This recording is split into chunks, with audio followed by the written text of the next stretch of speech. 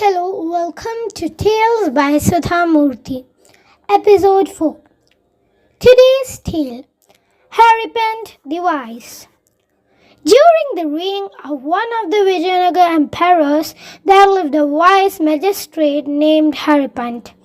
His verdicts were always fair and people came to him from all over the vast kingdom so he could settle their disputes.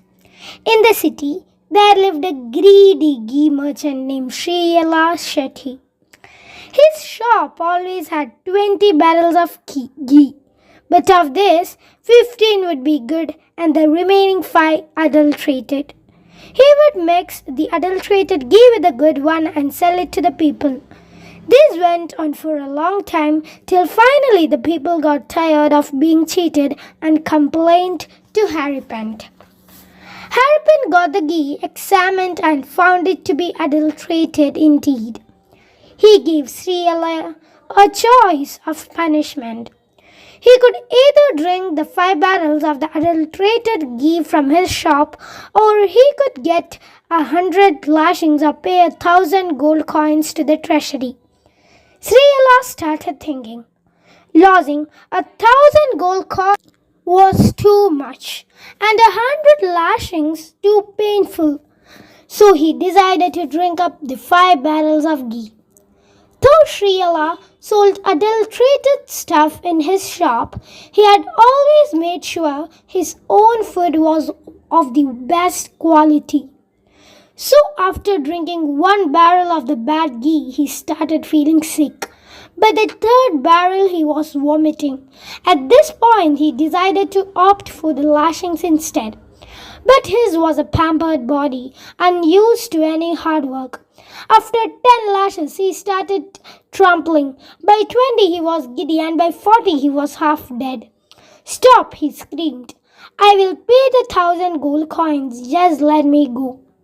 Finally, Sriyala had to pay the money and he ended up suffering all 3 punishments, something he would not forget in a hurry. The people of the city got to use only the best quality ghee in their food from then on. Another time, Gunakara, a poor coolie, was walking by Vibhandaga's clothes store. Vibhandaga was a rich merchant who owned a huge clothes store right in the center of the town. It was winter morning and Gunakara was carrying a large sack of waste from a nearby eatery to the rubbish dump. As he was passing by Vibhandaga's store, he slipped and fell. His sack opened up and the stinking waste lay all over Vibhandaga's shoe floor. The merchant immediately started screaming, "Look at this mess! Clean it right away before my customers come!" Trembling, Gunakara took a broom and bucket of water and started cleaning. He cleaned and polished till not a speck of dirt remained on the floor.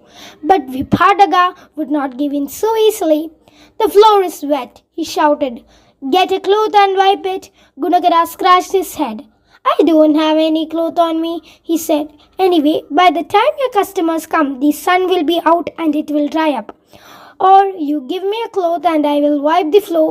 Now the merchant was even angrier. "Is this a warehouse of old clothes?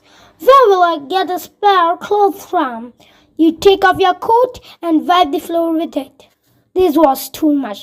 Gunakara was wearing an old worn woolen coat, the only warm clothing he possessed. "I'm a poor man," he tried to explain. "Some rich person like you gave me this used cloth for the winter. If I use this coat to clean the floor, what will I wear? Please let me go." But Vibhandaga was adamant.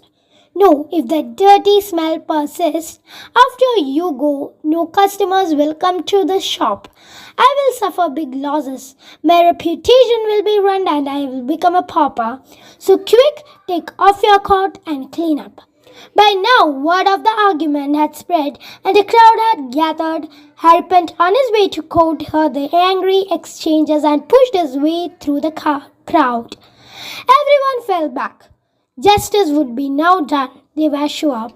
When he had heard the entire story, Haripant turned to Gunakara.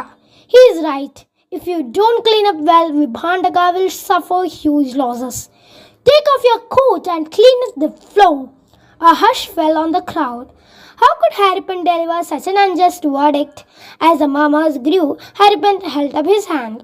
I'm not done yet, he announced. There is a second